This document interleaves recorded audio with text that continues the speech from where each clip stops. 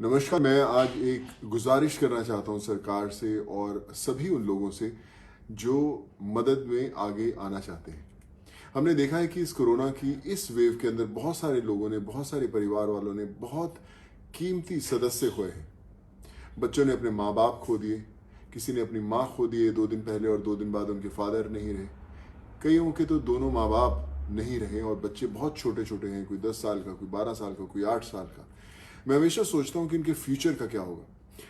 तो बड़ा इंपॉर्टेंट है, मैं सरकार से दरख्वास्त करूँगा और सारी स्टेट गवर्नमेंट्स हो, सेंट्रल गवर्नमेंट हो या जो भी इंस्टीट्यूट जो मदद करती हैं, आगे आती हैं, कि एक रूल बनना चाहिए कि इस कोविड के दौरान जिन जिन लोगों ने अपने परिवार के सदस्य खोए हैं उन बच्चों की पूरी पढ़ाई स्कूल से लेकर कॉलेज तक, चाहे वो सरकारी स्कूल्स में पढ़ते हैं चाहे वो प्राइवेट स्कूल्स में पढ़ते हैं, उनकी पढ़ाई टोटल फ्री ऑफ कॉस्ट होनी चाहिए।